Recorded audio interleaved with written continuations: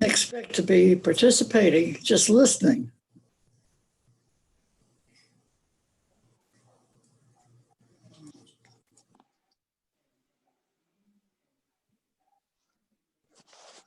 There we go. I'm going to start over again. I think I got muted in the effort to get everyone else muted. Welcome, everyone. My name is Valerie Hava. I honestly can't begin to tell you how exciting it is to see all of your faces with us here this evening. I have to tell you that Joni Shubin and I started our Atlanta-based Jewish Democratic Women's Salon in 2012 because we felt isolated and alone. We wanted to create an opportunity for like-minded Jewish women to gather and create change on the issues that mattered most to us. Looking at all of you, I know we are definitely not alone now. Thank you to Susie Stern, Jill Goldenberg, and the entire planning team of Jewish Women for Joe for having the vision to understand that our Jewish voices are stronger together. And thank you to all of you for lending your support to Georgia and for understanding the importance of these runoff races to our country. As you are about to hear, there is a role for each of us to play in assuring the victory in Georgia that will flip our U.S. Senate blue. We have such an exciting program planned tonight with Lauren Groh-Wargo of Georgia's Fair Fight and Rabbi Julie Schoenfeld. But before we get to it, let me begin with a quick minute of Georgia history. The last time that Georgia went blue in a presidential election was 1992. Additionally, in the last 30 years, there have been 8 statewide runoff races in Georgia, and Democrats have won only one of them. But this is 2020, soon to be 2021, and it's a new day in Georgia. As you are about to hear, Georgia is fired up and ready to make this happen. But there's a bit more Georgia history that may also be of interest to you. In 2006, Stacey Abrams was elected to the Georgia House, and in 2010, she became the House Minority Leader. At the time, Georgia had what is known as a trifecta leadership. Republicans controlled and still do the entire executive branch in both houses of the Georgia of the General Assembly. Stacey was a frequent visitor in those days to our Jewish Democratic Women's Salon, and she had a great quote, which went something like this: "The challenge of being minority leader is not to determine whether we will lose, because we will, but to shape our losses so that they create the least amount of damage." With apologies to Stacey, who said that much more poetically than I can. But now, with Stacey's help and with Lauren's, Georgia Democrats are quite done with losing. Today, by the way, is Stacey's birthday. Let's give her a quick thumbs up and hope that Stacey can feel our gratitude and appreciation. Stacey understood with a keen and sure insight that the power that was vested in that Republican trifecta that I mentioned before was not at all an accurate representation of the people of Georgia. Years and years of voter suppression, going back to the era of Reconstruction, had resulted in the disenfranchisement of people, of voters of color. Stacey responded by co-founding the New Georgia Project in 2014 and set in place the wheels to register over 800,000 new Georgia voters. That created panic among our Republican leadership and a slew of lawsuits, all of which Stacey and Lauren won. The recognition that the battle for the soul of Georgia's voters would be won in the courts led to the start of yet another organization, Fair Fight. And that brings us right back to tonight's program. Tonight, I have the very great honor of turning our program over to Rabbi Julie Schoenfeld. This has been a long and wearying election, but for me, getting to meet Julie has been one of my personal highlights. And now all of you are going to have that very same privilege. Rabbi Schoenfeld is the CEO Emeritus of the Rabbinical Assembly, the International Association of Conservative Rabbis. She is quite honestly the recognized spokesperson for our world Jewish community. And like me, I know you are all looking forward to her wisdom and insights into a Jewish perspective on just exactly why the power of our vote means so much to all of us. Rabbi? Thank you so much, Valerie. And I want to follow, actually, I think you picked up quite profoundly on the theme of the evening. Tomorrow night, we are going to have the first night of Hanukkah, and we'll be lighting the first candle. And so tonight, to add even a little more light and joy, we're going to start Hanukkah together a little bit early with a kavanah. I brought a little show and tell because the spot I'm in here doesn't lend itself to having a side table, but this is one of my, let's see, I'll do that. That's one of my menorahs. Many of you have something like that. One of my children made it in preschool, and it's very precious to me. And you know, what's interesting about Hanukkah, and Valerie, you picked up on this exactly, is that Hanukkah for us, for Jewish people, it's like every tradition in the world has a holiday at this time in the winter that is about light. Every culture, because human beings are animals in a way, right? When the darkness comes, we feel isolated, we feel alone. And so every culture has found a way to bring more light. We know the story of the Maccabees, but there's a lot of history to suggest that it's not really that we have the stories of the Maccabees that went looking for a ritual, but rather that the Jewish people had a ritual, had a practice of lighting candles, and that ritual sort of went looking for a story. And the rabbis, the ancient rabbis, in all of their wisdom, took this basic human instinct of bringing light into the winter darkness one step further. The only issue that they discuss, the only sort of halachic issue of Jewish practice in the Talmud is the question, the dispute between Hillel and Shammai. Should we start by lighting one candle a night and then go up gradually to 8?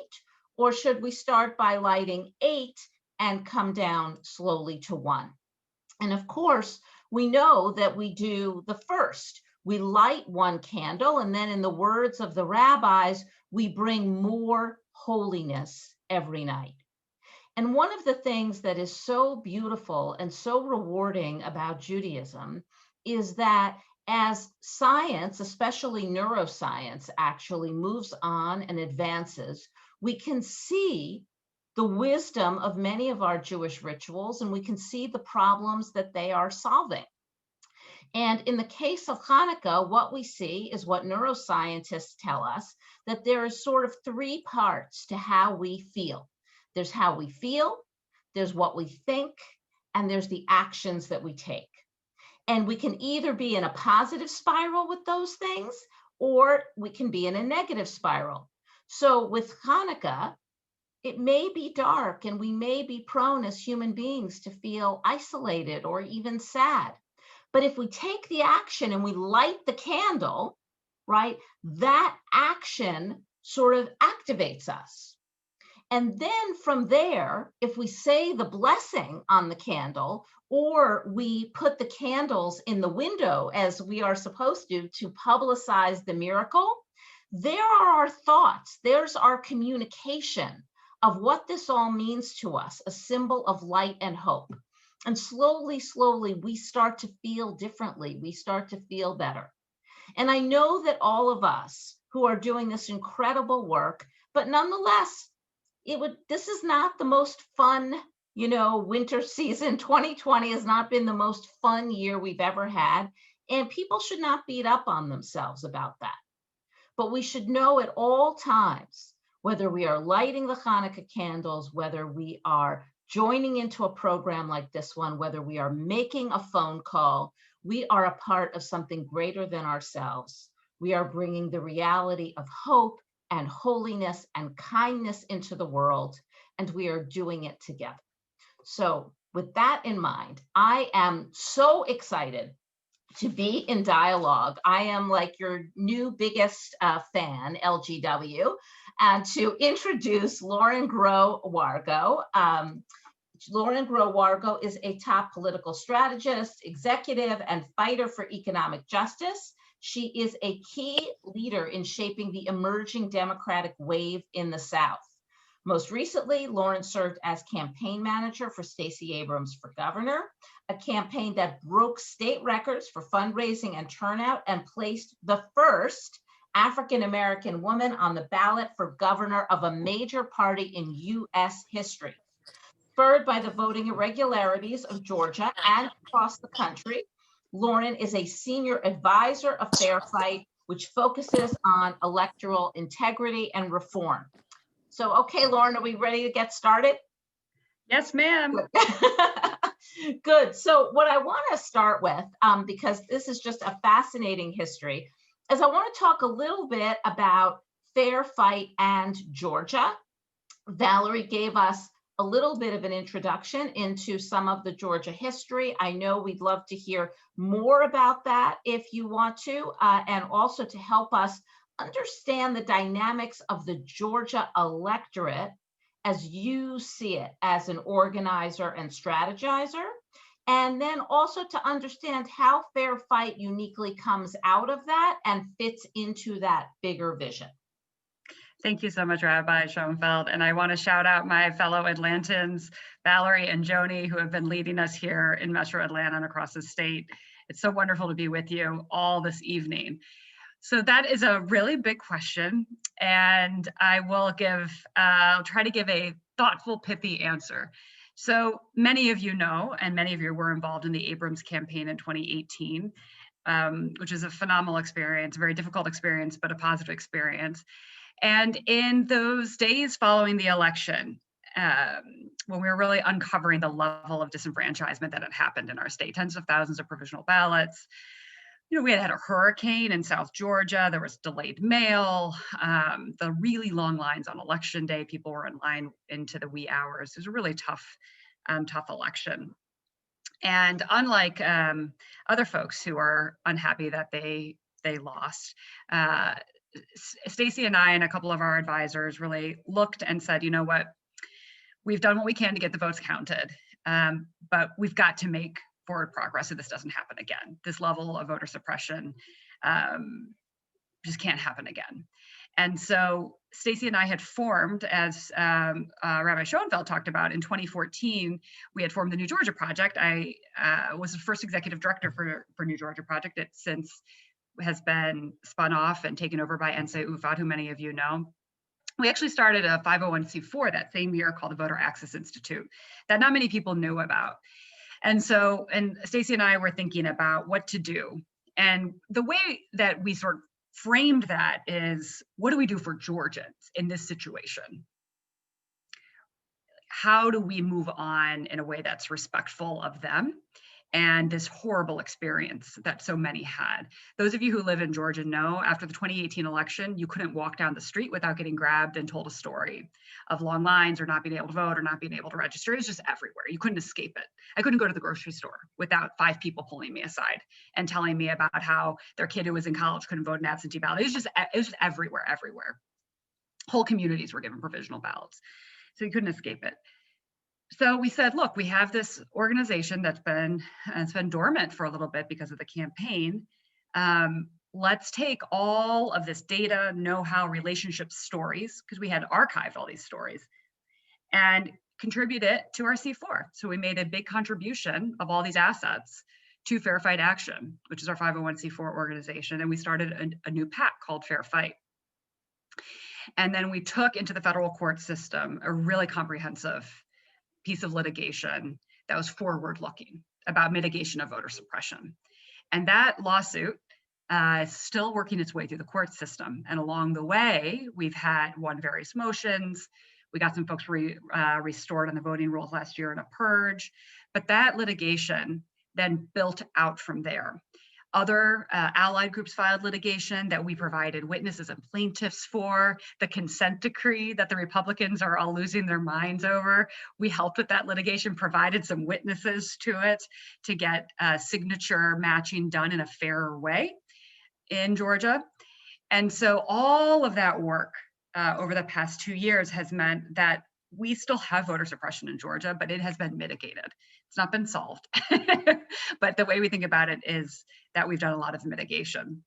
And so that was the sort of how Fair Fight came into being. We did a name change on the organization, did all those pieces. And then concurrent to that, with our PAC, we said we knew that 2020 was going to be the voter suppression election. We knew what the Trump team was up to. Many of you have read the stories or are aware. This presidential election was the first election that the Republican National Committee was unconstrained from a judicial consent decree they had been put under for being incredibly racist against Black voters in the early 80s. The DNC sued, and the RNC since 1982 has not been allowed to do what they call ballot security efforts. That is to put Republican observers in polling locations and try to monitor the vote because they had been so racist. Well, that consent decree expired, and it was the Trump RNC that was able, for the first time in a long time, use their huge millions of dollars to fund those types of operations. So we knew that was coming because that consent decree actually expired in 2018. So in 2019, Stacey and I and our team and our allies started working with 20 states around the country, including Georgia, to build democratic voter protection operations in 20 states, because it's the party committees that place observers inside polling locations to observe the process. We've all been watching this disaster of the Trump team's post-election litigation. You'll remember that a lot of that litigation is they're claiming they were not given access when they should have had access to observe procedures. They've litigated on that issue. It's all false. They've been given access. But we knew the Democratic side needed to prepare for that effort. And so that was the work we really started to do nationally. And we started in our home neighborhood in Louisiana.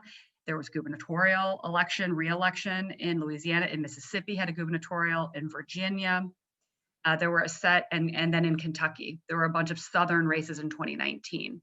And if you remember, in 2019, Democrat John Bel Edwards won re-election, and Democrat Andy Beshear, Democrat, won in Kentucky.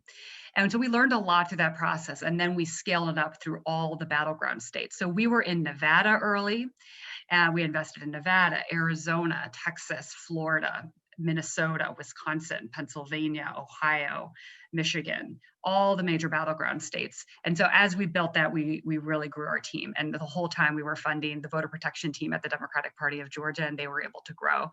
So that by the time that Biden was the nominee, there was already a set of staff on the ground that had been working and learning through the primaries, learning through early COVID days. And then as the Biden team built that coordinated campaign, they could grab them all up. And what's so interesting is our experience in Georgia really informed that and how we worked with national and state partners. And now here we are in Georgia for this runoff, where we're getting, where Georgia again is leading in a set of bad and positive ways. We're seeing what the next fights are going to look like with what Republicans are rolling out and what they're going to be proposing in state legislatures next year. For example, in Georgia, there's Republican proposals trying to fully ban vote by mail in Georgia. We're going to see that all around the country because Democrats voted by mail all over the country. And so that is going to be the battle of 2021. The voting rights battle is going to continue and escalate because Republicans have built this disinformation propaganda narrative around voter fraud. And they've done litigation around it. They've brought so much credibility to the false idea of voter fraud. And that is going to fuel all of these new bills that we're going to see proliferate around the country next year in the first quarter. So that's a little bit about Fair Fight and what we've been doing and how we see the future. And then obviously here we are in this runoff. So together, many of you, I see some familiar names. The reason Joe Biden was able to win Georgia is we built the most diverse electorate the state's ever seen. Georgia is the most racially and ethnically diverse battleground state, full stop. About 30% of the electorate is Black, and then we have about 3 or 4% of the electorate's Latino and Asian American, and all told, we get to almost 40% of the electorate are voters of color. And so the way we put together a win is we do as best as we can with white voters, and we increase the participation and support levels of our very diverse communities of color, which are across the state. And so the white share of the electorate in Georgia in November was the lowest it had ever been, and the most democratically supportive it had ever been. Both of those things happened concurrently. And it's all incremental, right? So Hillary Clinton got about 23% of white voters in 2016. Stacey Abrams got about 25% of white voters in 2018. And Joe Biden got about 27% of white voters in 2020. So you can see those marginal increases. The disaffected Republicans, the anti-Trump Republicans, college-educated voters who are coming our way overall nationally. We're seeing all of those trends in Georgia. And then we're seeing explosive growth in participation and registration growth in voters of color. So, for example, the Asian American vote in Georgia, 2016 to 2020, doubled. just doubled. So these are small percentages, but when you're winning by 12,000 votes, they are incredibly important. The Latinx voters overall grew by about 70%, 2016 to 2020, huge growth. Those are both reflected in population growth and registration growth, and then just overall turnout and high participation rates. Black voter participation was up 20% over 2016. And so you see that in Georgia, that name of the game is really growing this multiracial, multi-ethnic coalition overall. And that's why doing the work statewide and doing the work in a culturally competent way is so important. One of the things I like to say about Georgia is there's no one way to be culturally competent in Georgia. Our state is so diverse. We have the descendants of slaves who live in our state. We have the 9th largest Haitian American population in the country. We have Latinos from all over the globe and many folks who have lived here for generations, right? So our communities are really diverse, and we have rural folks of all races.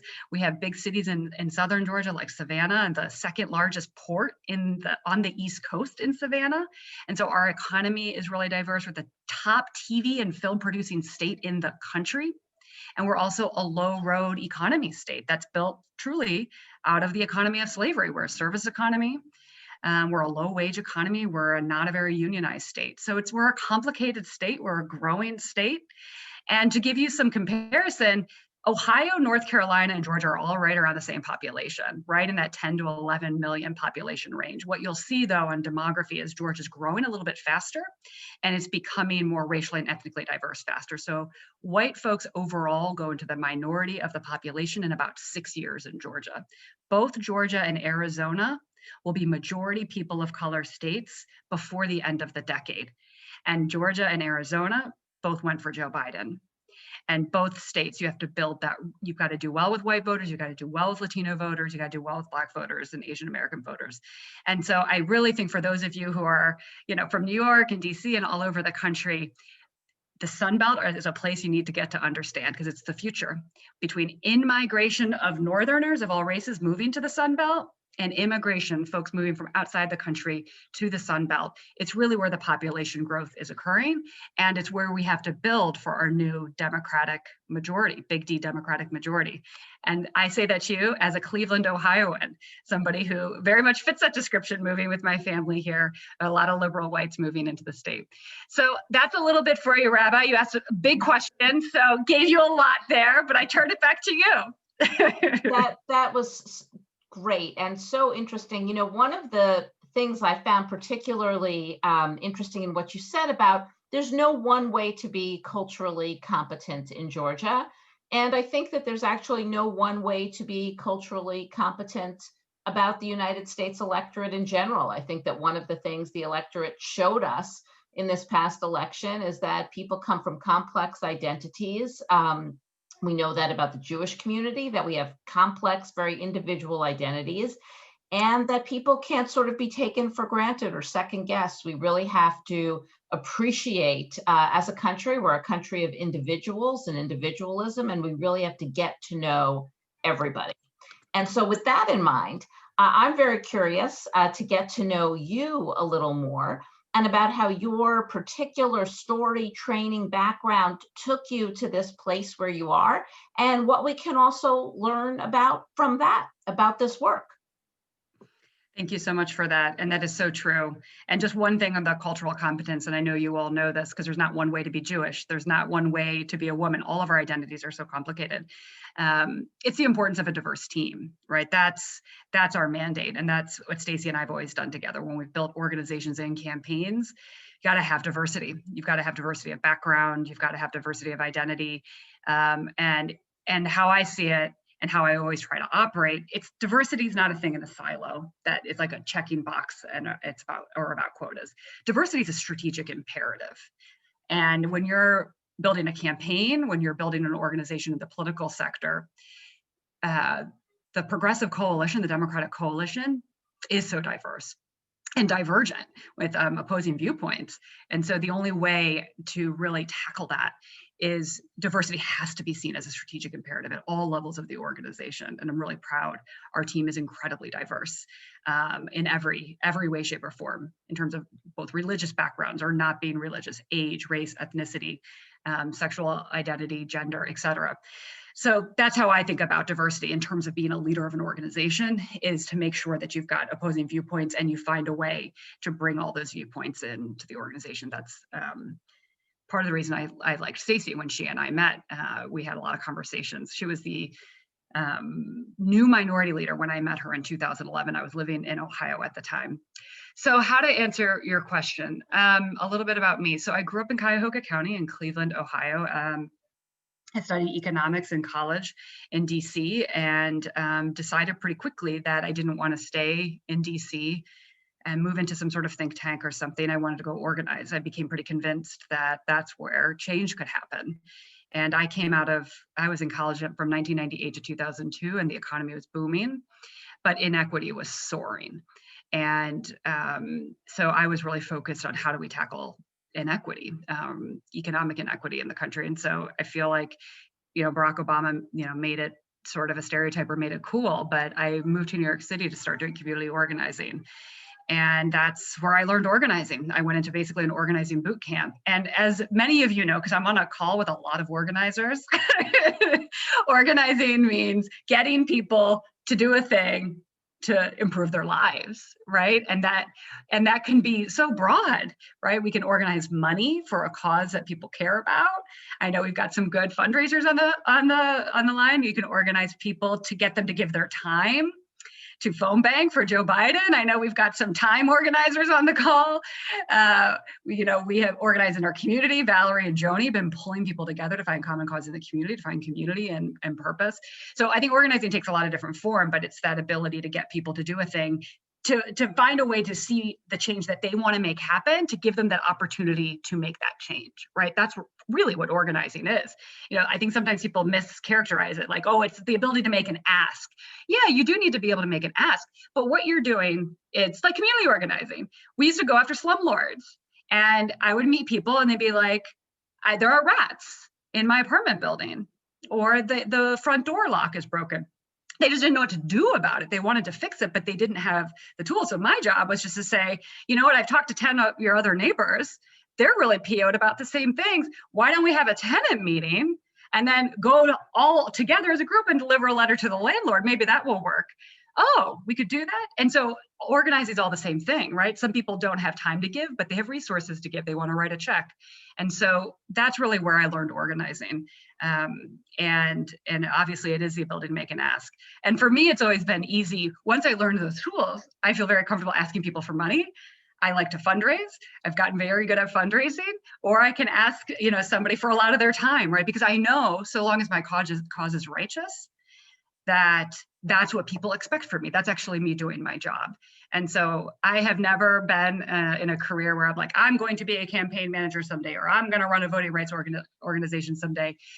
I was very lucky in that I came up in a time in a pretty good economy. And so I was able to make choices around where can I do the most good to tackle the inequities that I care so much about, to do it as a living. And so I had a very unstrategic career path that led me into a lot of different opportunities, but I got very lucky along the way and met some really phenomenal folks. So I did work for some time in New York City, in Brooklyn, and in New York in the labor movement and community organizing, and then came back to my home state in 2006 of Ohio and did a couple ballot initiative campaigns and did a bunch of different work there. And then a whole bunch of other political work in Ohio, and I eventually cold called Stacey. So I think I'll close on this, Rabbi Schoenfeld, because it's a funny story.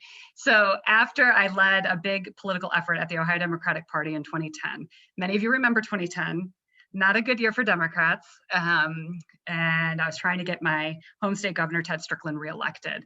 And I was running the coordinated campaign, and we got close, but we didn't get there. 2010 was a very bad year.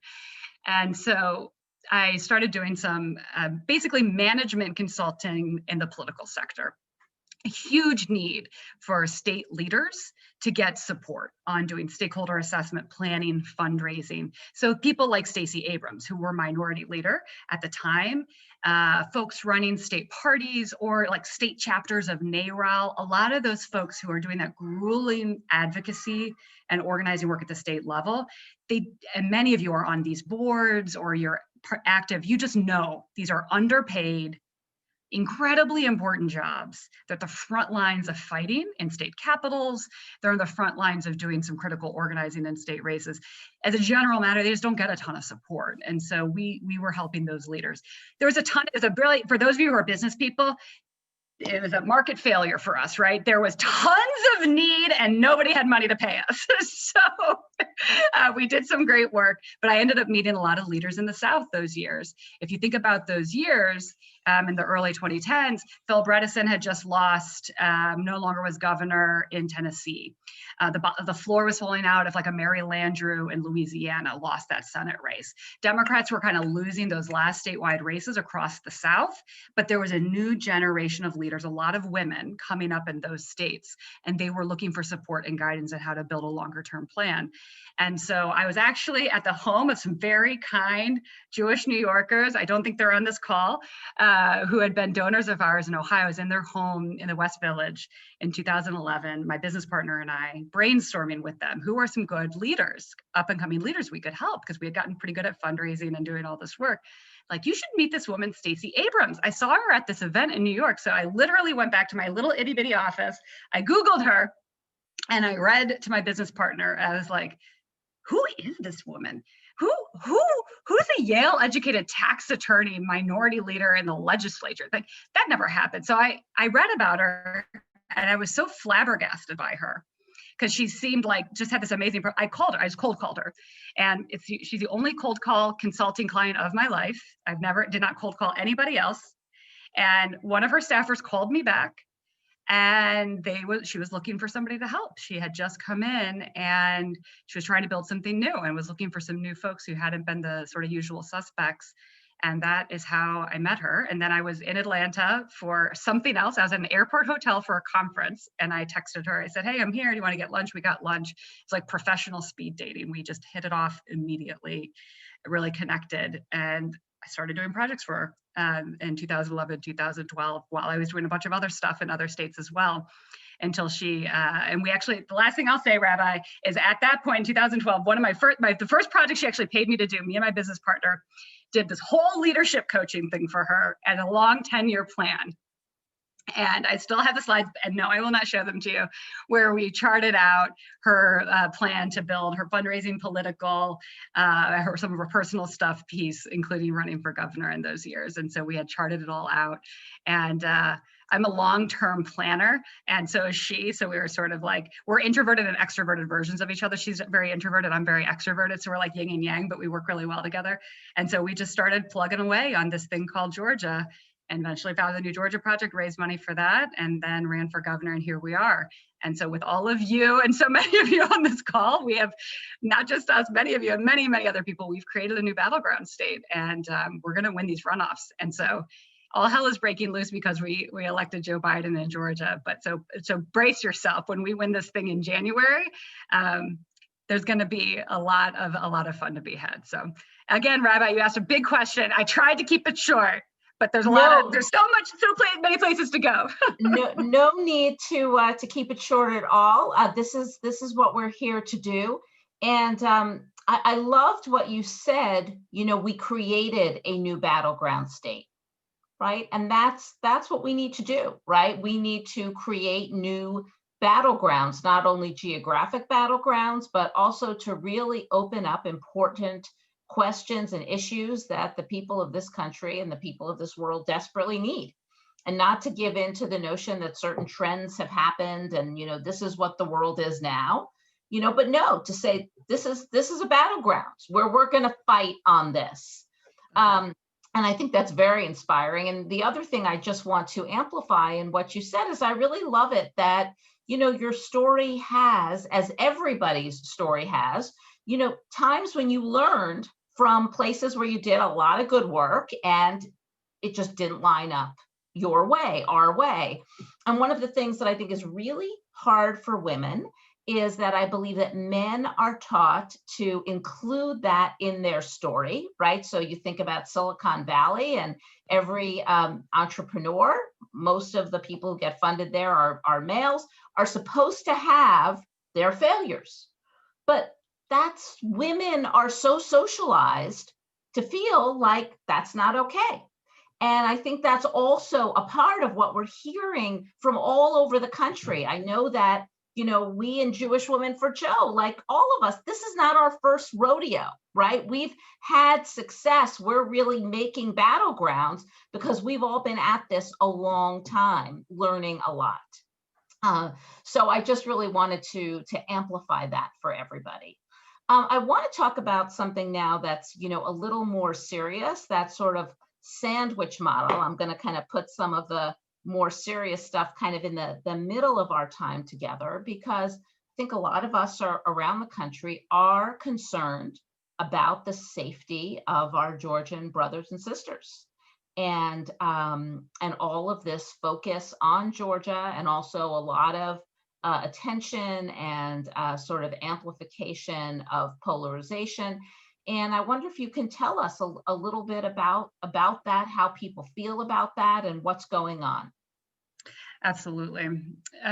So I think we all on this call, and so many of our friends and colleagues, experience just the sort of the mainstreaming of racism, the mainstreaming of anti-Semitism, the mainstreaming of sexism. What Trump did, and his supporters through his campaign and his election, took all of the ugly in this country that we all already were dealing with, and everybody had to be cautious about, mainstreamed it, brought it out of the shadows, and unleashed it on our communities like never before.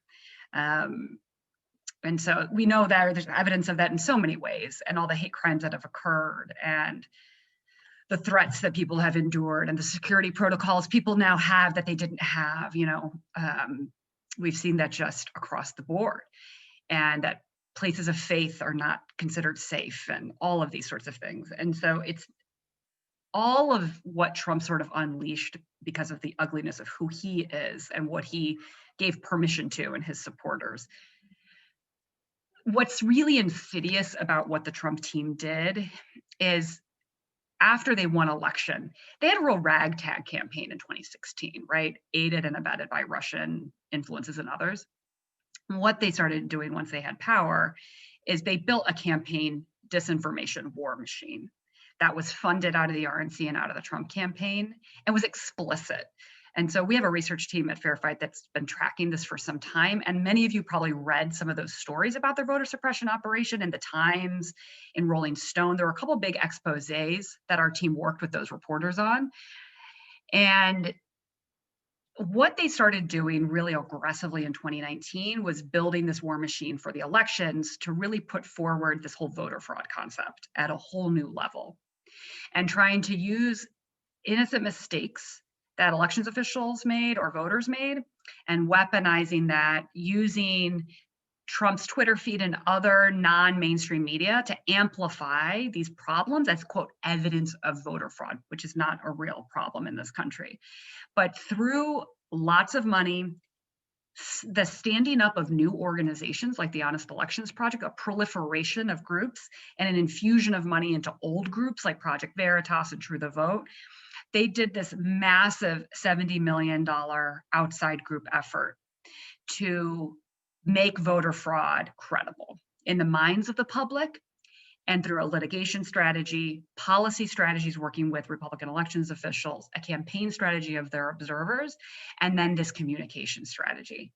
And so what is just awful about the current situation in Georgia is all of that machinery is pretty much singularly focused on Georgians now. And then the propaganda loops that they have created for their own base that's full of lies has been feeding this in to their base for so long. Only 25% of Trump's supporters believe that Biden won the election. That is a historical anomaly, that the losing presidential candidates, the majority of the losing candidate supporters believe the loser won. This is, we've never seen this in our history. So all of that now is coming to bear on this runoff. And all the conspiracy theorists are interacting with the militia members in Georgia. They're like commingling at rallies. So the violence, because we have a lot of militias in Georgia. We were by the Southern Poverty Law Center, one of the top 5 states for militia violence in the election, in the general election. They're commingling now with the anti-vaxxers, with the anti-shutdown people, with the voter fraud people. It's all coming together into these big conspiracies that are viral. And the viral harassment and threats that have been pointed at Democrats and pointed at people like Stacey Abrams and pointed at civil rights leaders are now, all of that's being pointed at elections officials, elections workers, many of whom are young, many of whom have families. They're targeting these women and their kids. They're putting their addresses out publicly into these right-wing platforms to try and sow all of this fear and violence. And then they're using a set of right-wing platforms. They'll do some of their organizing on the Facebooks and Twitter, and then they'll move it into these much more unregulated areas. And then that's where it really gets into these death threats. And so it's a very dangerous time. I've lived through a lot of this with Stacey and Raphael Warnock and others through the years. It is just metastasized across the board. Anybody who speaks up and pushes back in any kind of public forum against this disinformation gets targeted. And so it's a very, very scary time in many ways on the ground. And unfortunately, our leaders just aren't doing enough. So it's a hard thing to live with because this has been pointed at Black Georgians predominantly and Asian American Georgians. You know, offices have been raided for voter registration fraud accusations. Asian American organization was raided in 2014.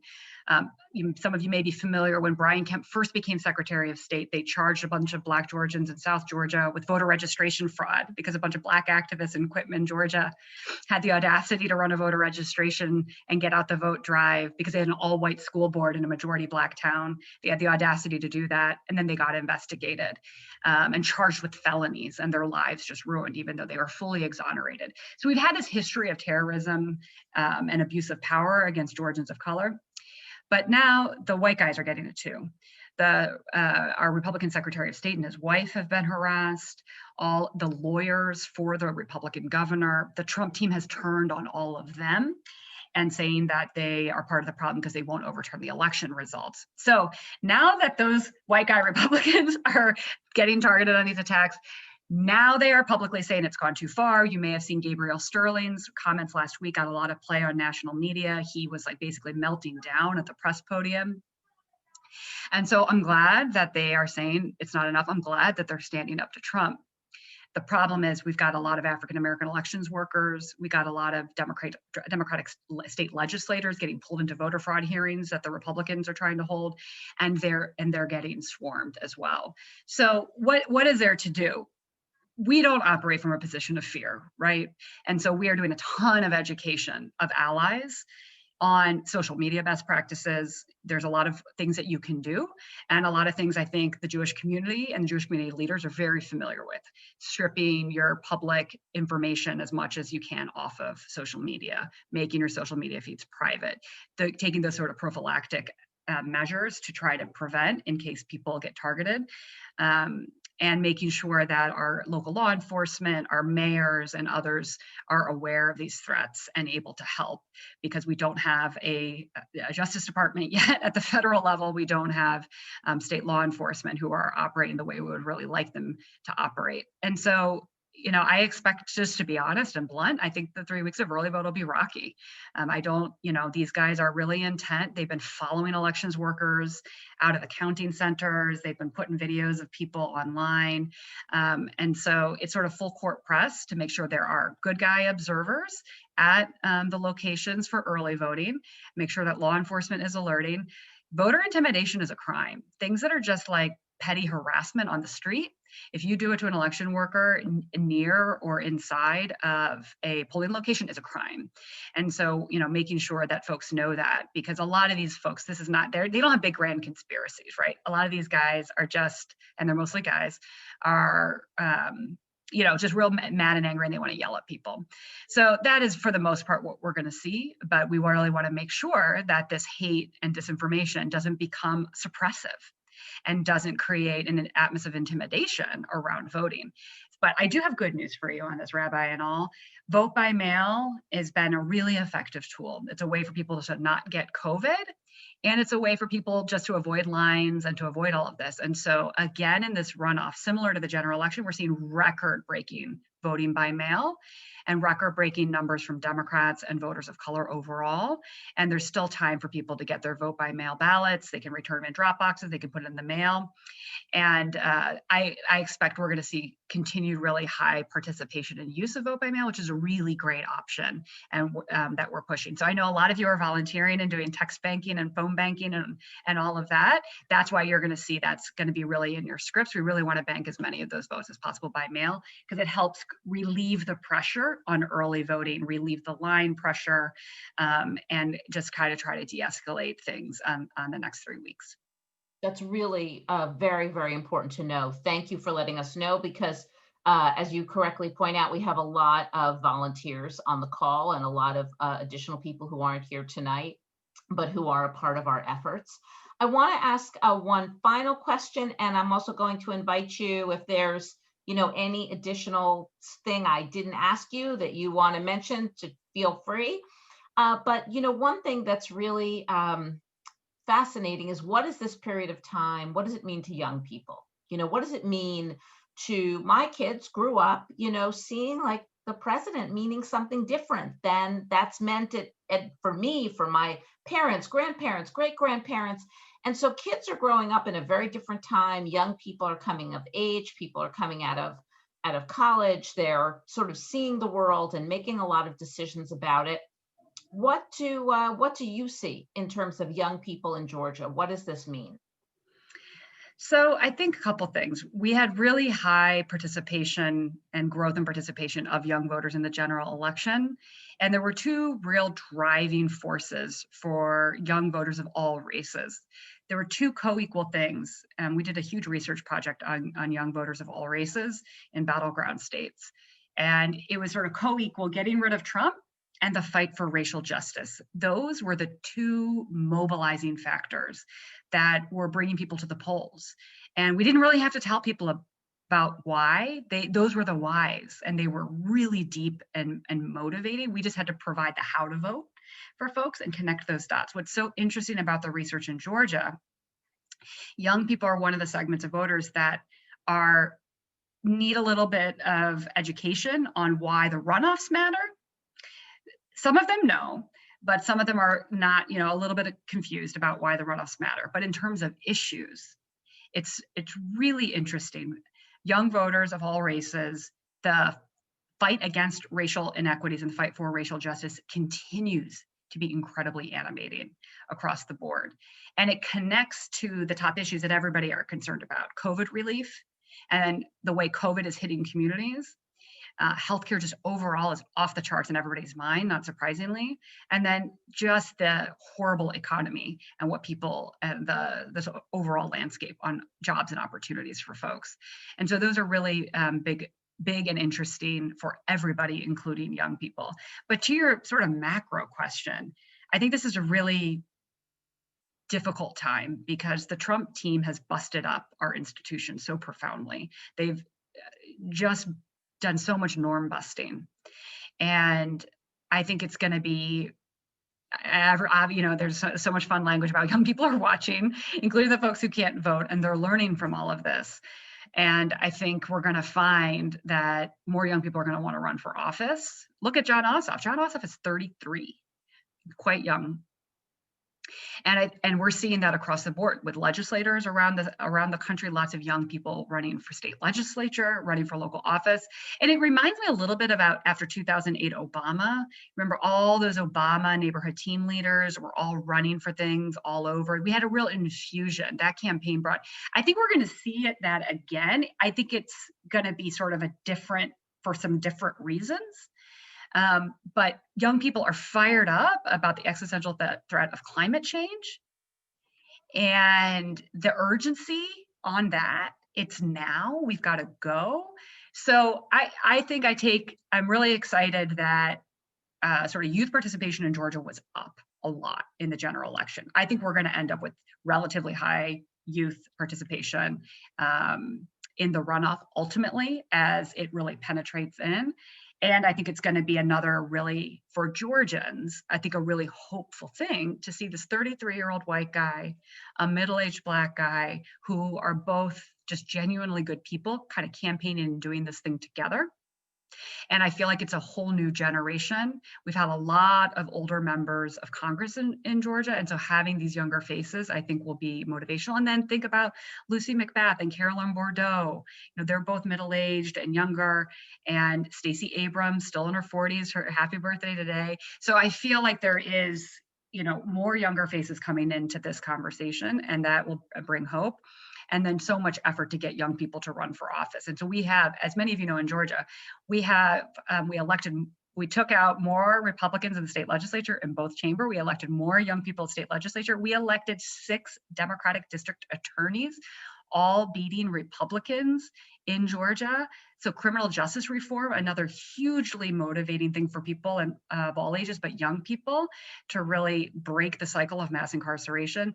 So I know there was some disappointing election results in many states. My home state of Ohio, for example, is not looking so hot. Georgia, we really have a lot of opportunity up and down the ballot, and we have a state that's younger than some of our Midwestern battleground states. And so Georgia's a battleground state. It's going to stay that way, and young people are very much fueling that. And I think giving everybody a lot of hope, because that's what we need. That is what we need, and that is what you are giving all of us. And we hope that by being here and being together and being out there, that we can give you that too. And that's what it's all about. It brings us full circle to where Valerie started us, that we are all in this together and committed for the long haul.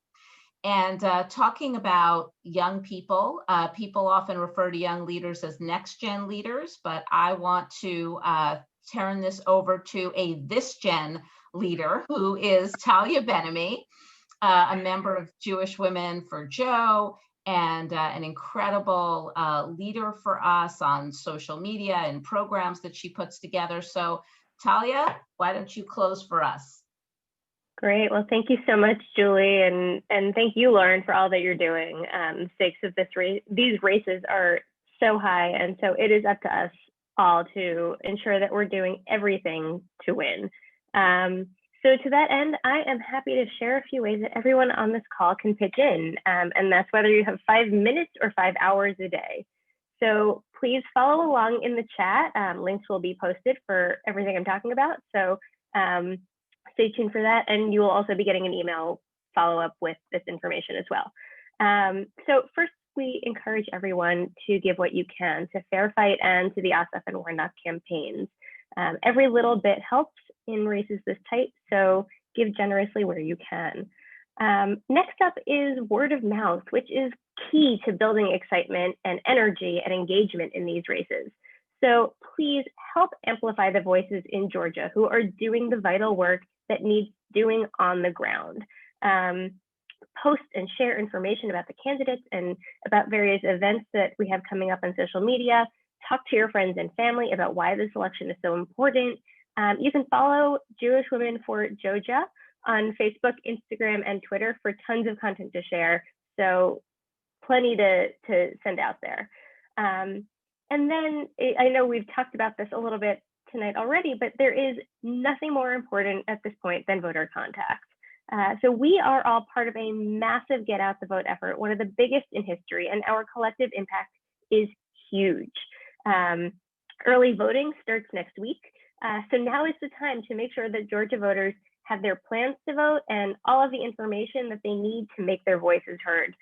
So the single best way to go about doing that is, of course, phone banking.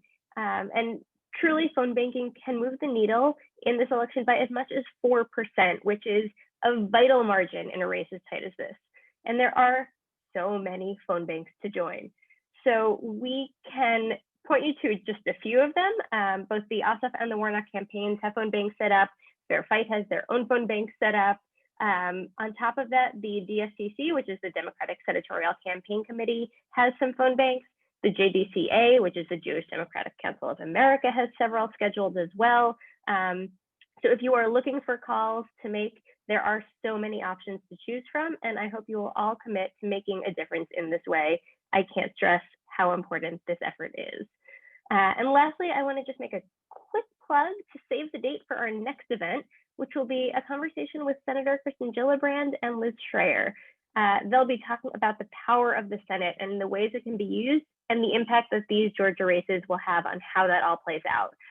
So more information will be coming your way soon. Keep an eye out for that email. But in the meantime, mark your calendars for Thursday, December 17th at 5:30 p.m. Eastern. And that is about it for me. So thank you all again for joining us today and for all that you're doing to help flip the Senate blue. We so appreciate it, and have a good evening.